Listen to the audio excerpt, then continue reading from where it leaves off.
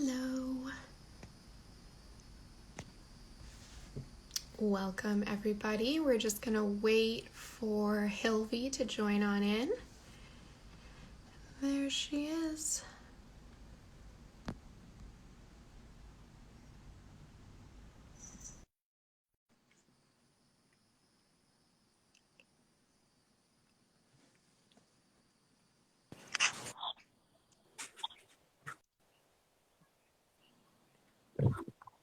Wait, it's facing the wrong way. Okay, there you go. You're doing great. Technology. Hello, Hilvi. Welcome. Hi. Thanks for having me. Thank you for joining us for our very first Instagram Live. So welcome everybody. In case you were wondering, this live is going to be recorded. It's our first Instagram Live. We are both technologically challenged, but we're going to try our best. We are going to record it. It will be posted later on our IGTV, and it will also be posted on Facebook for those of you who cannot tune in on Instagram Live. So welcome to our Model Minority Myth Talk. This is our first talk of many that's going to happen. I am Hira. I am one of the co-founders of the Association of Asian Veterinary Medical Professionals, and I am very, very excited to introduce our guest, Hilvi. Hey everyone. So my name is Hilvi. I am a fourth-year student at UC Davis, and so I was actually born in Hong Kong, and I moved to the US when I was about a year and a half old. So grew up in California, and so for me, growing up in California, I was in a super diverse community, and so I've been sheltered, haven't really faced all the racial or racism things that have been going on. And it wasn't really until recently with the Black Lives Matter movement that I've been seeing more and more of the racial injustices that is going on. And so when they all reached out to me, I was just super passionate about this topic. And it's just really important for us as Asians to be able to recognize what is going on and to do something about it. And so excited to share what we have all learned. And so Hira, she's been absolutely amazing. She did so much research on this topic. So really thank her for all of this. And I thank Hilvi because she has been one of our first supporters when we first formed this association. So she's always been there. So it's a really, really special thing to have her on this talk today. So just a general layout. As Hilvi said, we did a lot of research. We put together a lot of sources. So we are more than happy to share these sources with you guys if you'd like. Just send us a DM. We'll send them to you. And then there's a really good source at the end that we'd like to share with you guys. It's basically a source that's titled, you could also Google it yourself. It's a very, very large PDF called the Asian American Racial Justice Toolkit. And it's a really special project that Asian Americans have built for Black liberation and trying to help defeat the personal biases that we have. So that's just a little thing there. And then the overall outline of this talk, it shouldn't be too long, but there is going to be a lot of information. So we want to educate you guys as much as we can.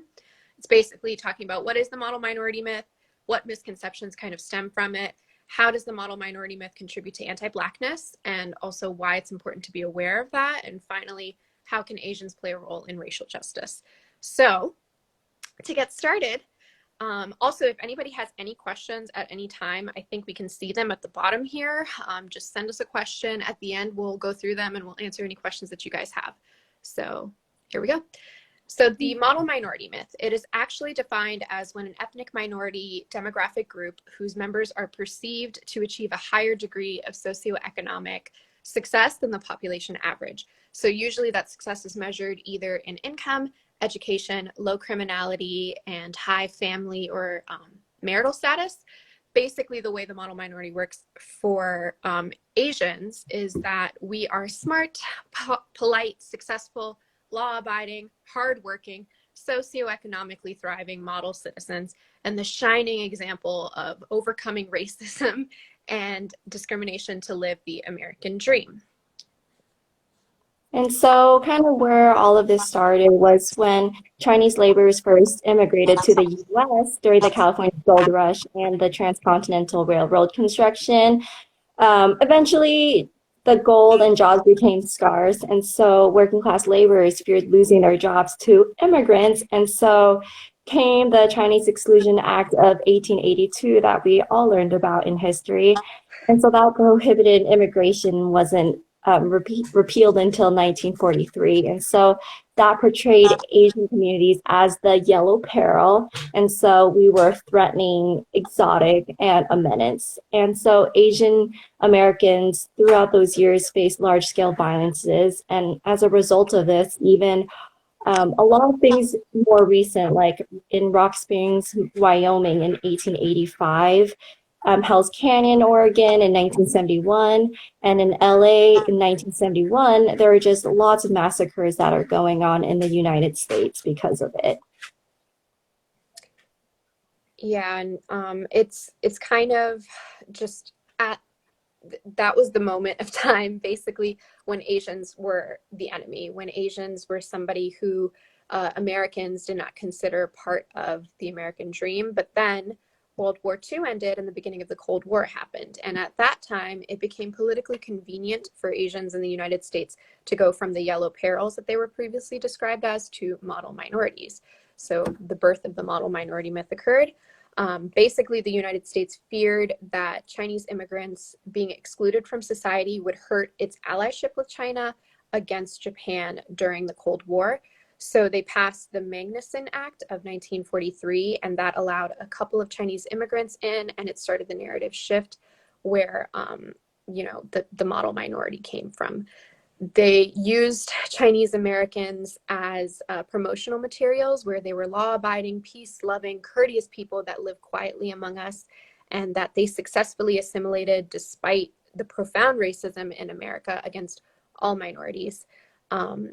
Around that time, a sociologist at UC Berkeley, William Peterson, he published an article that basically said that Japanese Americans were able to achieve success despite their marginalization due to their culture's strong work ethic and family values. And what he considered marginalization was those Japanese internment camps.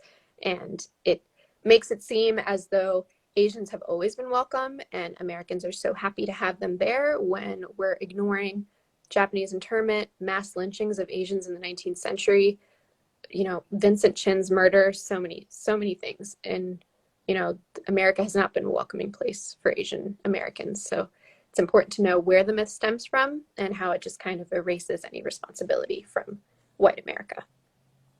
Yeah, I definitely resonate with that last point so much. And so just moving forward, I'd like to talk about why the misconceptions that stem from the model minority myth and why it's problematic.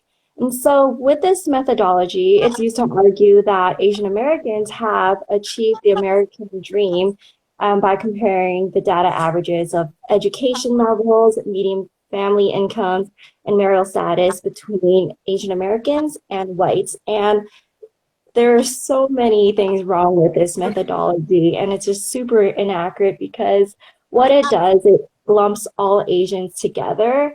And so pretty much with this data, like the main minorities we focus on are your big ones where you have your Chinese, Koreans, Filipino, Indians, Japanese. And so rather than we just really just focus on those groups and kind of just ignore all the other groups who are struggling, such as we have Laos, we have Hmongs, Vietnamese, Thai, Cambodian people. And so by lumping everyone together, we kind of just ignore the groups that are struggling.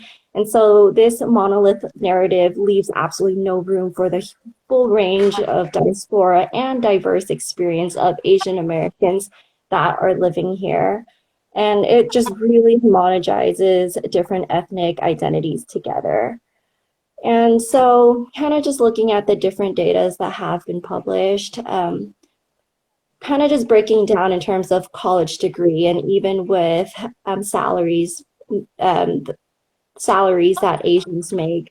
If we're just looking at the different groups, we have Chinese, Filipinos, Japanese, Koreans who are pretty much either making as much or sometimes even more than your average white person, as well as having much higher college degrees, versus if you're looking at other ethnic groups such as Cambodians, Hmongs, Laotians. In terms of college degrees, their rate is less than 9.2%.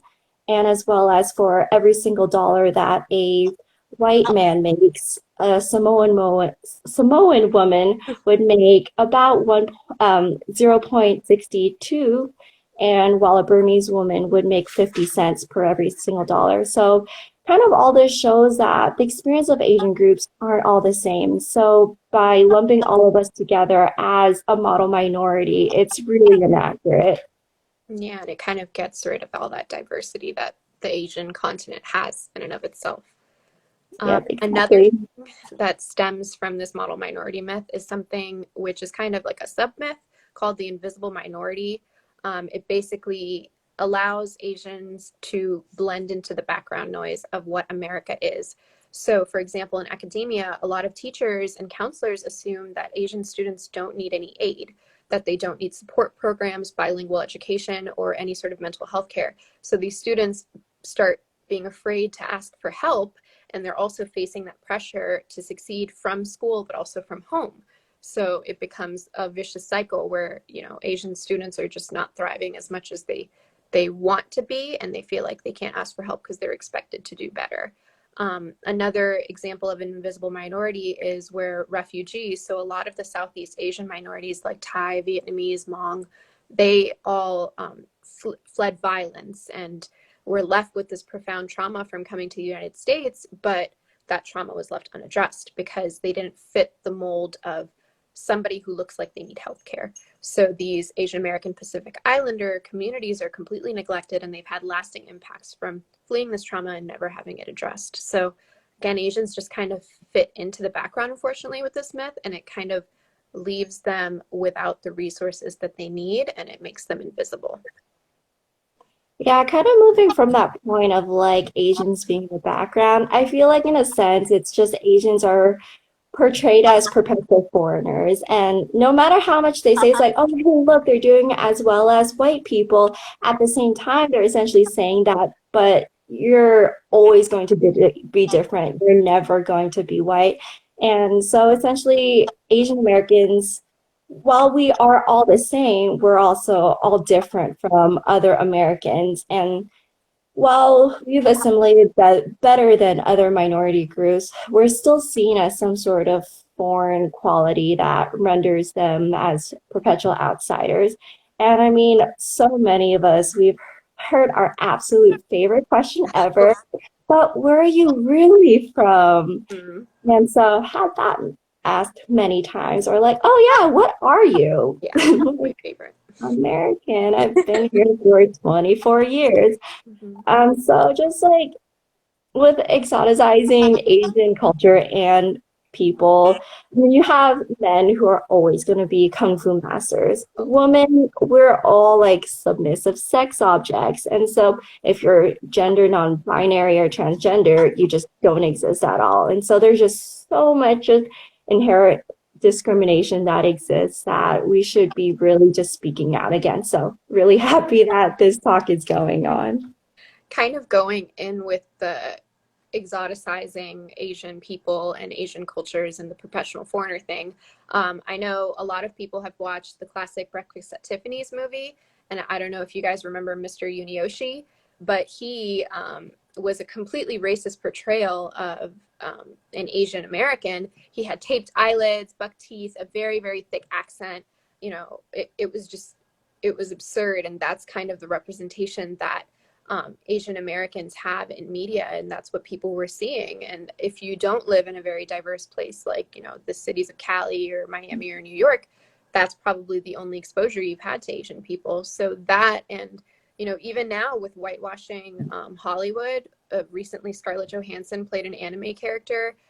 That was interesting. And Asians always just fit very, Asians just fit very specific roles, and it's frustrating for Asian actors who have, you know, dedicated their life to this career, but they're always cast as the Japanese schoolgirl or the housemaid or the tech guy and the snake charmer or even the terrorist and the socially incompetent, emasculated Asian man with an accent. So the quality of the roles are terrible. The roles are so one-dimensional, and the roles only serve to aid in the portrayal of the white lead character. So that's another issue that kind of stems, again, the model minority is even in media. There's no way for Asians to escape that. And kind of relating to what's going on now with this pandemic, our president of our United States decided to call it the China virus, which led to a lot of xenophobia. And it showed that not even the protective model minority myth, it can't serve us against white supremacy. We're still going to be dehumanized. We're going to have hate crimes committed against us, and reminded that we don't really belong in America in the first place. Yeah, especially that last point, it just like stings so much. Like, luckily, like where I live, like we're more progressive, so I haven't had issues like that. But just like I'm hearing the news of, I think like someone had like acid poured on their face, and we've had like an elderly Asian man beat down in San Francisco, which is like super diverse place. So it's really sad to hear all of this that's going on. Yeah. Yeah, so I guess moving forward, like to discuss about how the model minority myth contributes to anti-Blackness, just to keep it more relevant as well, and how it relates to the Black Lives Matter movement. And so this was first used to describe Asian Americans by white Americans during the civil rights movement to cite the successes of Asian Americans and why the problem minority, which would be our Black community, like they would compare it to us, and we're like, why aren't they more like the model minority, which would be Asians? And so it was just another way of how white people can look down on Black Americans and to denounce the existence of white privilege, perpetuate anti-Blackness, and downplay the impact of racism and discrimination experienced by people of color in the US. And so this myth was used to prove that American is not anti-Black or like anti-minority in general, since we have the success of a minority group that we look upon, and so that you can overcome racism with hard work and strong family values. Yeah, because that's the key to overcoming racism.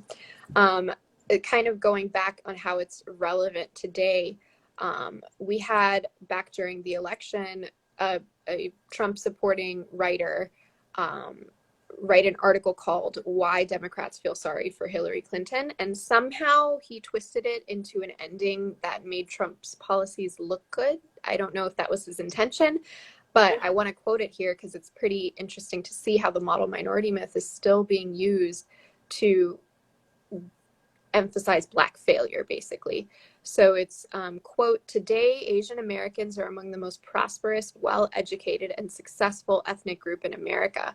What gives? It couldn't possibly be that they maintained solid two-parent family structures, had social networks that looked after one another, placed enormous emphasis on education and hard work, and thereby turned false negative stereotypes into true positive ones, could it? Couldn't be that all whites are not racist or that the American dream still lives." Again, end quote. This is super problematic because it spreads the idea that, again, Asian Americans are monolithic because, all Asians have been successful in America and achieved the American dream. And it says that Black failure and Asian success cannot be explained by inequalities and racism, and that they are one and the same. It allows a segment of white America to avoid any sort of responsibility for addressing racism and the damage that it continues to have today in Black communities. And they're pitting us against each other, and it's just absolutely absurd. Yeah, I'm like just with like the pitting, I feel like how like this is essentially working is that with your model minority, like you're just putting all minorities against each other. So that way you kind of have like your white community as like spectators. And so for the rest of the minorities, rather than helping lift each other up and like supporting each other as a whole, where like it's just a constant competition. Like you've like Asians model minority, and then they're like belief that you have your problem minority as a Black community at the bottom. Like there's just so many things wrong with that. Yeah, and it just like really weaponizes our differences against each other while maintaining the racial hierarchy in America that keeps the whiteness at the top and Blackness at the bottom.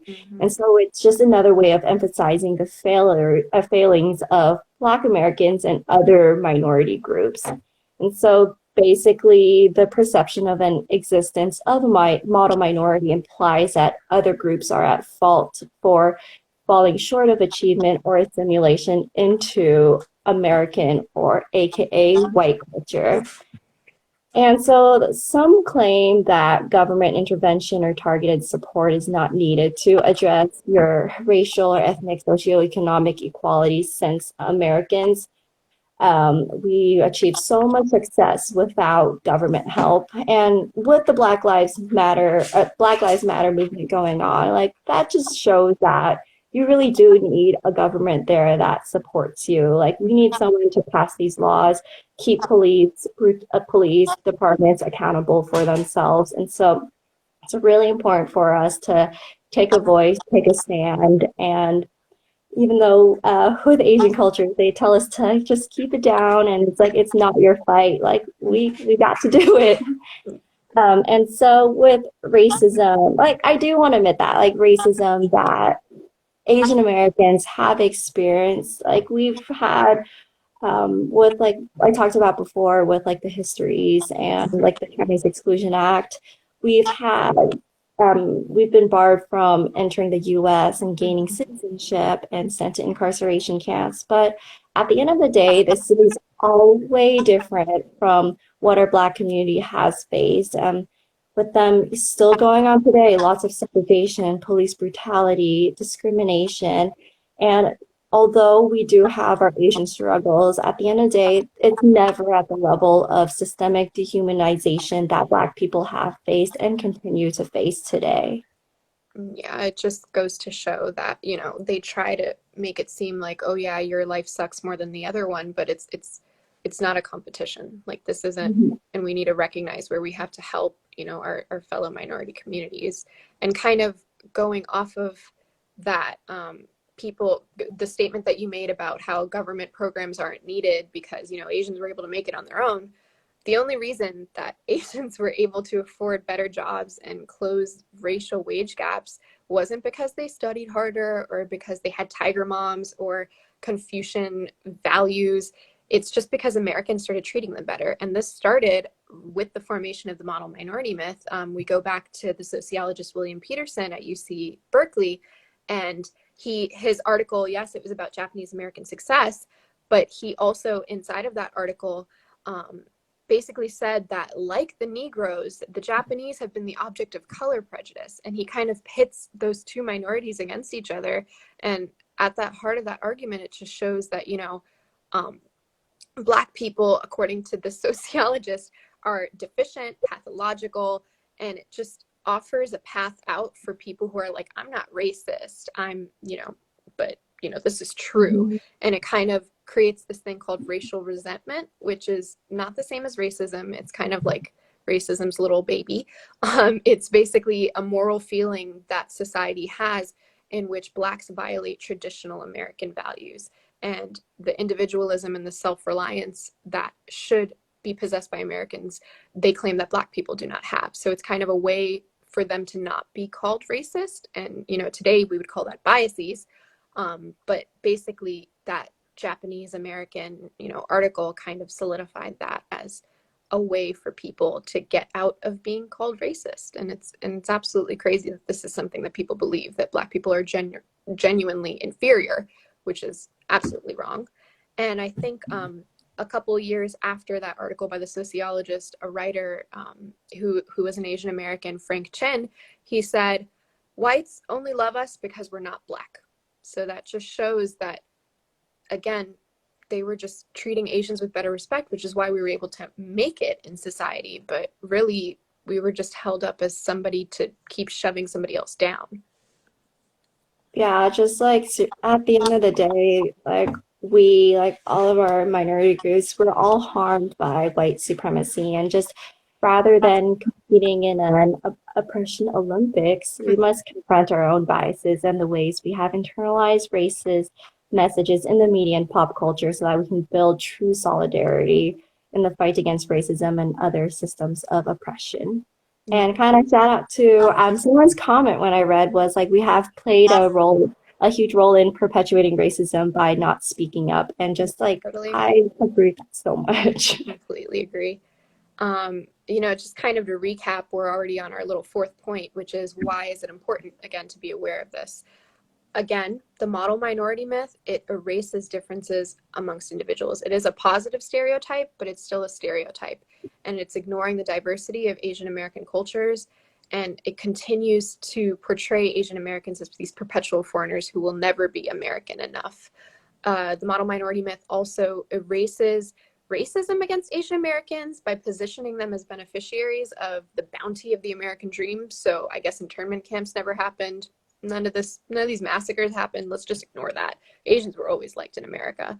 In general, the model minority myth is really important to be aware of because it is harmful to the struggle for racial justice. It creates the oppression Olympics that Hilby mentioned, where people of color are in competition with one another and the white people are watching, and it's basically distracting us from striving towards liberation for all. So it's just, there are so many issues and factors that come out of this positive stereotype where it's important to kind of dismantle that. And instead, Asians need to put their energy into figuring out how we can play our role in social justice. So Hilby has some awesome tips for that. Yeah, so just moving forward, I think it's really important to make sure you don't be a token by the industry, to perform inclusivity at the expense of your Black brothers and sisters. And so, and just another thing is that proximity to whiteness won't keep you safe. For me, I am super proud that I'm from Hong Kong like no other. And I think it's just really important for everyone to just recognize their cultures and backgrounds they come from and just to utilize it towards your advantage. And so, but kind of going off of that is like an overarching philosophy of Asian culture is the idea of reverence and respect.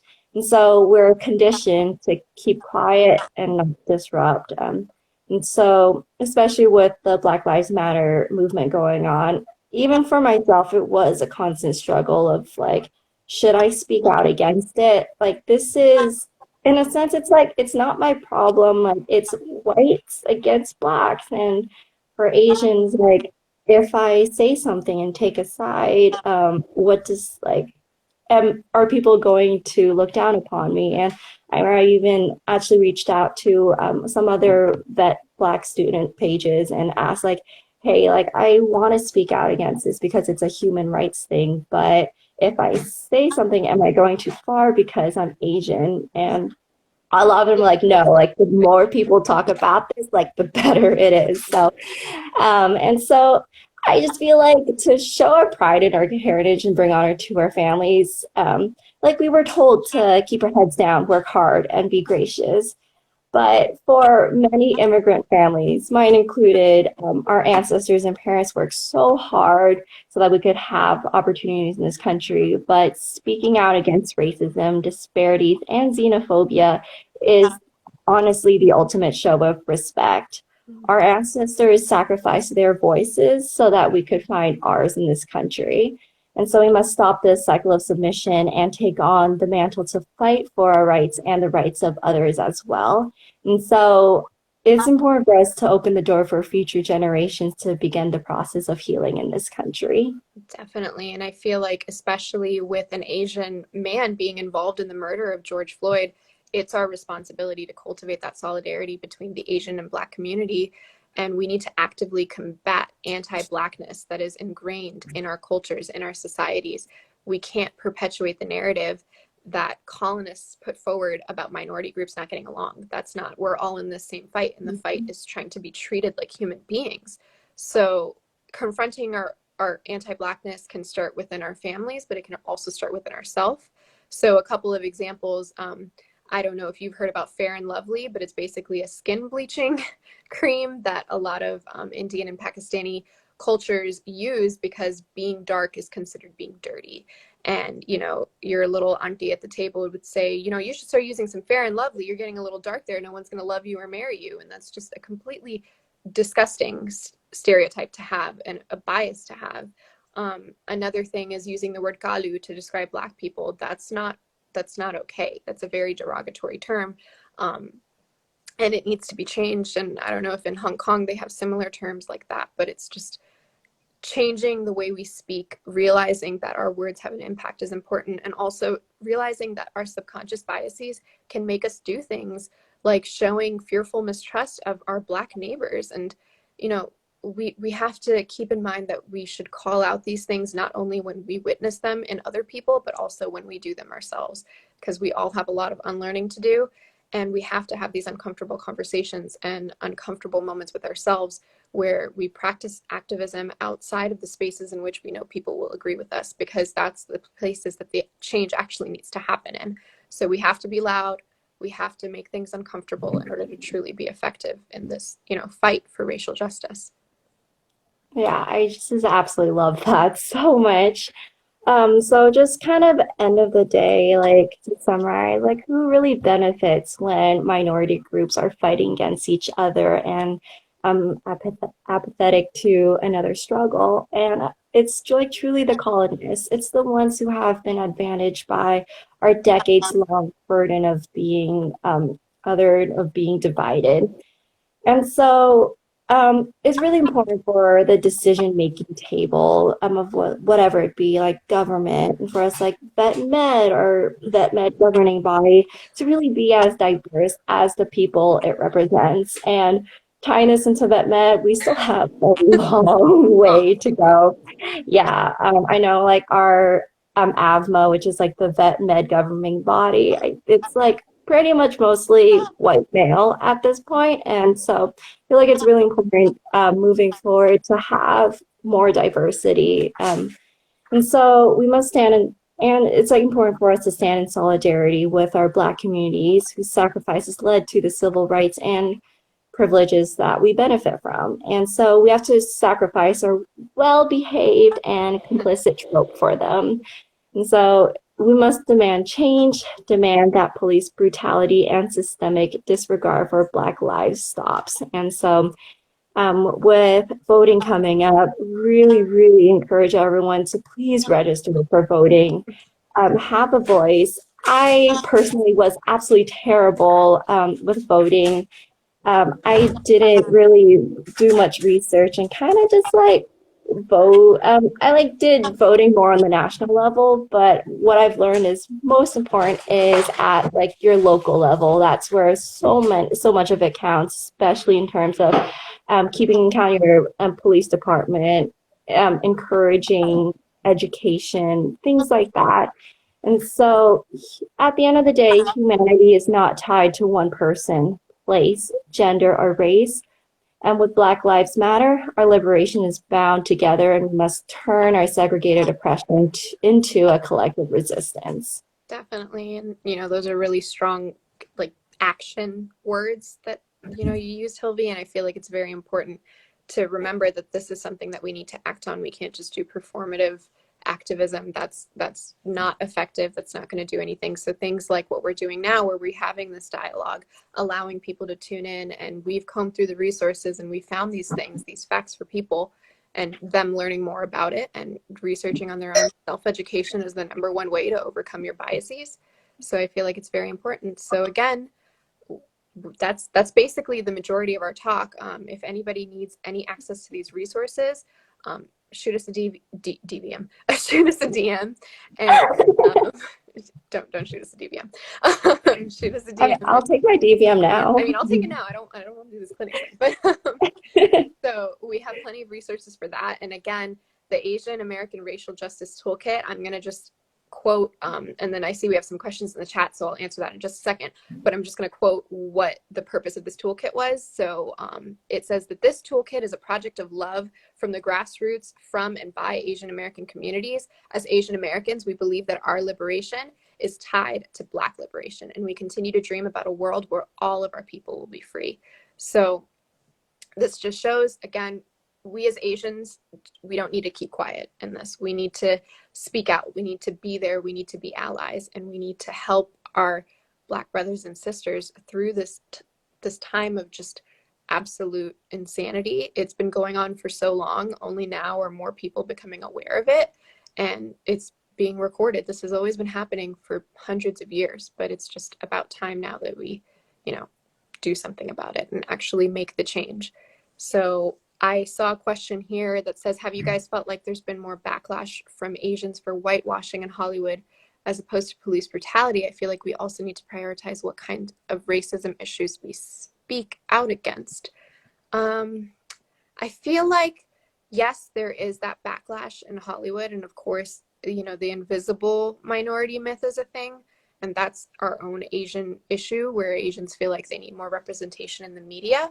I don't think that prioritizing certain kinds of racism issues is a way to kind of put another one on the back burner. It's possible to be passionate about multiple issues at once. I'm sure Hilby can attest to that too, because I'm constantly just going back and forth between like feminist issues and, Pakistani specific issues and Muslim specific issues. And it's just, there's always something to learn more about, something to speak out against. And, life is complex, so it's not easy to just tack on to one issue. I mean, what do you think about that question, Hilby? Yeah, so I think, yeah, I was thinking more about it and just like feel like there was more backlash from Asians for whitewashing Hollywood cultures. Like, so you mentioned before with Scarlett Johansson, back then with Dragon Ball Z live action. There was also Avatar Last Airbender, and they're just all white people. Huge Avatar fan, by the way. Um, and I think for Asians, we took a bigger stand on that because it really, really affected us directly. And in terms of like Black Lives Movement and police brutality that's going on, like, yes, it's always happened, but I don't think other cultures really like thought about how severe it was, how deeply rooted these problems were. I kind of like knew like, okay, yeah, like the Black community, more people are getting arrested than us, but I just didn't think about how this was like systemic racism, how like truly ingrained into like our country it was. So I like honestly, I was extremely blind to it, and it wasn't until everything popped up with George Floyd that I started educating myself, that I finally realized that was an issue. But like all this time I was just focused on like, oh, like where's my representation? And so when Crazy Rich Asians came out, that was like the most exciting thing that was ever. very exciting, and I'm not even, that kind of Asian, but I was Yeah. Yeah, or like on Facebook, shout out to Subtle Asian Traits. I am in love with that group. And so like definitely like at first my priorities were trying to find representation for me, but now that I am like moving forward and educating myself in what is going on, and I feel like a lot of people are feeling the same way as well, that we were just blind. And now that we know what's going on, I wouldn't want to say like prioritizing it compared to other racist issues, but like being more aware of it and being able to speak out against it and not stay quiet about it anymore. Yeah, I definitely think that speaking out against is an important, and also just there is that fatigue that I know that the Black community faces, where they feel like they have to constantly educate people who aren't Black about the things that they experience in their life and what it's like to live while Black and to, just be while Black. So I understand how it feels like at first a lot of people were silent, and that kind of created even more stress on the Black community. But now that more people are becoming aware, I feel like it's kind of taking a little bit of pressure off the Black community so they could focus their energy on as much as they need to without also having to educate people. So I feel like that's another good thing that's come out of this movement. And again, just trying as us, speaking out about the model minority myth and explaining how it was basically based off of anti-Blackness is a way for us to continue that process of education, and for us to just make sure that the Black community knows that we stand in solidarity with them, and that we don't want this model minority myth to be part of us. Like, no, I don't. That's not what Asians are. Asians are here to support our fellow minorities and to help them through this time. So it's just really important to keep that in mind. Does anyone have any other questions? I don't see anything. I see a lot of hearts. Thanks for the love, guys. Thanks, guys. Sorry, I'm surprised the screen hasn't stopped working, considering we don't know how to work this thing. Yeah, I know. Like right before this, I like quickly Googled, like, how do I join an Instagram live? Yeah. Well, this was super fun. Again, Hilvi, I am so, so happy that you came and spoke on the first Instagram Live with me. I am very excited that we did our first Instagram Live together. Again, this will be recorded, this will be saved. We'll post it onto Facebook, on our IGTV. We'll figure out how to do it. It'll happen somehow. Um, Again, Hilvi, thank you so much for being a supporter for the Association of Asian Vet Med Professionals since the beginning, literally the beginning. You've been here. You're right on our first post, commenting on there, repping Hong Kong. So I love it.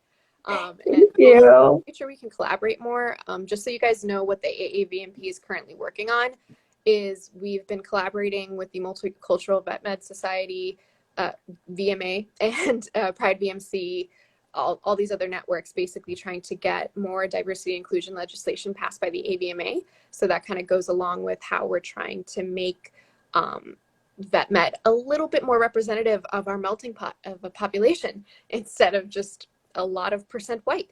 So that's just one of the things we're working on. We love seeing your guys' submissions, hearing your stories. Send those in, DM us, you know, we'll reply with what you guys need to submit, and we love to have you guys featured. And again, Hilvi, thank you so much. You are the best, and I'm really, really glad that we talked about this together. I'm glad. Yeah. Thank you so much for having me. Like with everything that's going on, like I want to help, but at the same time, so busy with clinics. I'm like, I don't know like how to help. So thank you so much for inviting me and just talking about this topic. Really appreciate it. And I'm glad you brought up how to help. We have a document on Black Lives Matter resources to help you guys become more involved, places to donate if you're able to do that, organizations you can connect with. I'm not on Twitter, but I was able to find out about a lot of protests and a lot of things happening in courthouses based off of that document. So we'll definitely share that as well when the time comes. Thank you so much. Thank you all for tuning in, and I hope you guys have a good rest of your day. Yay! Thank Bye. you. Bye.